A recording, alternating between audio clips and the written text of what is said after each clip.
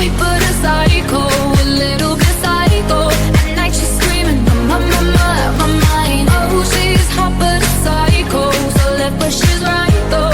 At night she's screaming, my mind. Let's try to put all of this classical economic stuff together in a way that makes big picture sense. Remember that Adam Smith is talking about markets. He's talking about individual freedom and individual rights. He's talking about individual choice. It's a system where the economists who came before him talked about the country, about England. Adam Smith says England isn't our concern. Our concern is the individual. England exists to serve the individual, and we'll do better if we're in a world of freedom and free choice and free markets. Big picture. Adam Smith and the classicals. There's a right answer. The right answer is about prices. It's about having the right price. And if we leave markets alone, if we let the market figure out what that price is, we will get the right price. It's kind of like a game show. The market will pick the right price, and we will get equilibrium in the market.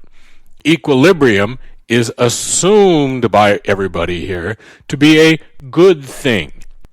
That if we're at equilibrium, that's the best place for us to be.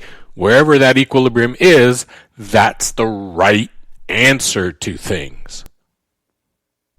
So each market is going to be in equilibrium. If we take all of those little markets, all the thousands and thousands and thousands of little markets, and we add them all up, we get what we call a general equilibrium. And general equilibrium, and you'll learn more about this when you become an econ major and you go up and you take econ 302 and 303. But the point of this general equilibrium is that every market together is in equilibrium. If one market's out of equilibrium, another market has to be out of equilibrium, or 10 or 15 or 20 markets. But if they're all in equilibrium, we have this general equilibrium, and the world's wonderful. All right, let's take this a little bit more detailed and just assume, and you know that economists, we like to assume, but let's just assume there's two markets. There's a market for goods. Economists often use the word widgets, and we just say assume all goods are widgets. But there's a good market and a labor market. What happens? Well, what happens if consumers stop buying widgets? In other words, the demand for widgets falls. What we get is, if you look at the widget market right there, what we get then is a surplus of widgets. All of a sudden, business want to produce more widgets than consumers want to buy. We have disequilibrium in the widget market. We have a surplus. The price is too high now. What's going to happen? Well, businesses, they're going to cut back on production. What happens when you cut back on production? Now, the demand for labor is less. So the fall in demand for goods caused a fall in the demand for labor, and poof, poof, poof, we have disequilibrium in the labor market. So we have disequilibrium in both markets. And the way to solve that in both markets is the same. The price has to go down. So the price of goods will come down to the new equilibrium. The price of labor will come down to the new equilibrium. We'll have fewer goods and fewer workers maybe, but we're still at equilibrium. Okay? So we're at a new equilibrium in both the goods markets and the labor market, and that happened automatically. We no longer have too many goods, and we no longer have unemployment in the labor market. It's perfect. Words that go with this. Adam Smith, right? Markets create a self-correcting economy. It fixes itself. In that last slide, We had surplus in the goods market, which caused unemployment in the labor market, and falling wages and prices fixed it. Adam Smith would say this is natural. There's a natural price for goods. There's a natural price for labor. And if we let the market find that natural price, there won't be any unemployment, there won't be any unsold goods, and all of us will be happy. Now remember how this ties in with other things. In the classical world, savings and investment are a market. So you could take that screen from last time where we had goods and labor and add to that a third market, which is the savings and investment market, and it's got to be in equilibrium when the other two are. Isn't that wonderful? Savings and investment are always equal. Our circular flow is always in balance. We don't have any messes in the flow like we have in other theories that we're going to talk about. Savings and investment are always equal. Part 2 of this, Say's law.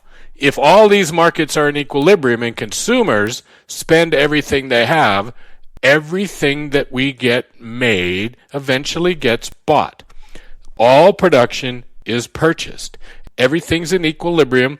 Businesses are producing exactly the quantity of goods that consumers want to buy. There is no extra stuff ever hanging around. We can't have a recession. There can't be stuff sitting there that nobody wants to buy.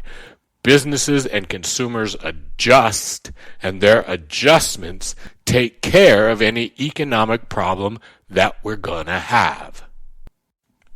Now, you're Adam Smith. You're going to ask a question. Is it better for society to have the 30 million businesses out there, each making their own choices, each deciding what they're going to produce, what they're going to sell it for, what they're going to do, or is it better for the government to decide that for them? Okay, we've seen a bunch of examples in the recent days of distilleries that normally produce whiskey or some other alcoholic beverage, stopping producing that alcoholic beverage and producing hand sanitizer instead. They're not selling a lot of alcohol. Stores are closed, bars are closed, pubs are closed. They're not selling all that alcohol. Now, they can sell every single bottle of hand sanitizer they can make. They keep their workers working, they keep making a profit, and they made that choice themselves.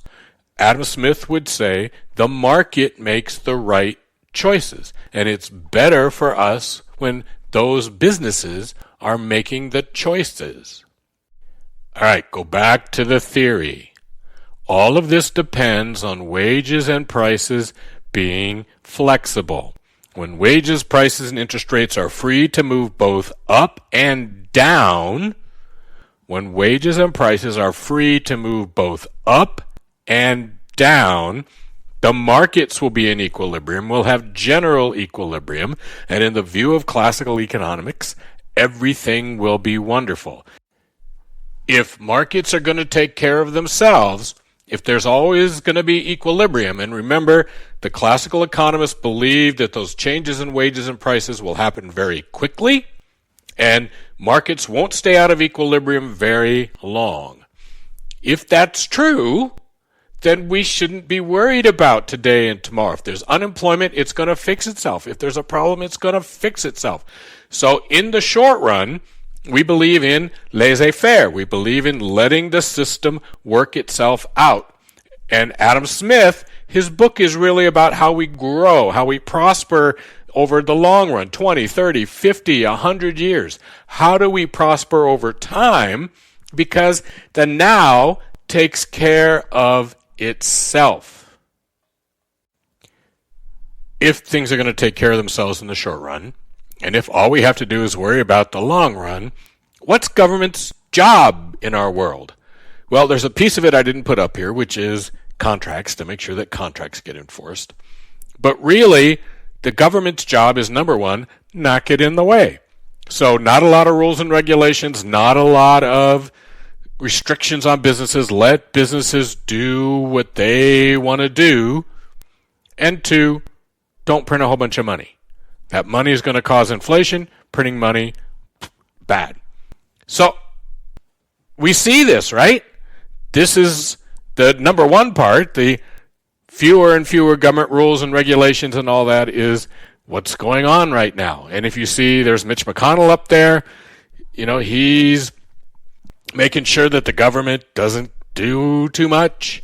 Paul Ryan was the Speaker of the House before Nancy Pelosi. He didn't want to do anything. That guy next to him is a guy named Milton Friedman, who's written extensively. He's dead now, but he wrote extensively on how the government should stay out of things. And then up there we have Rand Paul, who also has been very vocal about the government not getting involved. If you've been saying to yourself, why am I learning this dead old theory from dead old guys? Paul Ryan.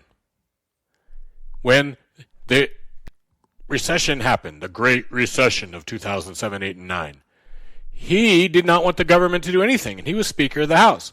He argued about the discipline of the market, that the market would provide the best solution, that we should let the banks fail, we should let General Motors fail, we should let Chrysler fail, we should let these companies go away, and what will spring up will be better. The market, the discipline of the market. And up in the right-hand corner again, Rand Paul, he was the only person to vote against the first coronavirus bill that went through the Senate. 1 no vote. It was him. Doesn't think the government should be involved in all this. Okay? There are classical economists everywhere today. It's not a dead theory. It's a big-time, real theory.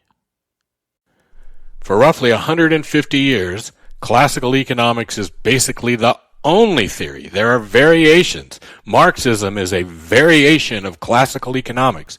It is the theory until the Great Depression. So we don't even use that word depression anymore because people got so upset with the Great Depression. What happened? What happened? We have a stock market crash. The stock market crashes a third really quick and over a half before it's done. We have 25% unemployment at the bottom. Wages and prices fall by a third. So there's lots of falling wages and prices. It's not that wages and prices don't fall. Half of all the banks in the United States fail, and there was no insurance back then. So if your bank went bust, you lost all your money. Your life savings just gone in a second. And it lasted 12 years.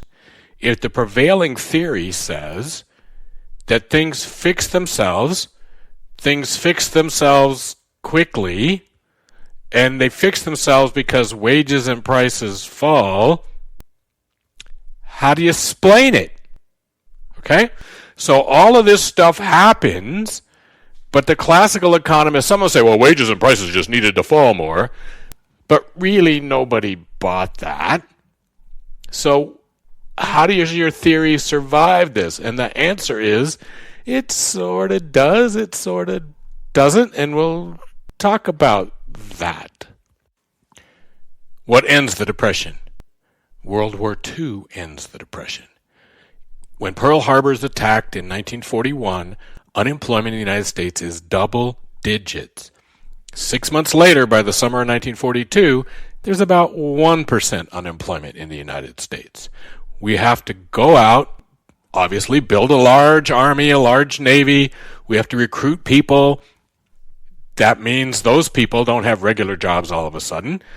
That means there's more jobs for people who are unemployed, jobs for women to go do things that people claimed that women couldn't do before then. And the economy is booming in 6 months because of World War II. Okay? That should tell us something about the other theory that we're going to talk about. That boom. How did the boom happen?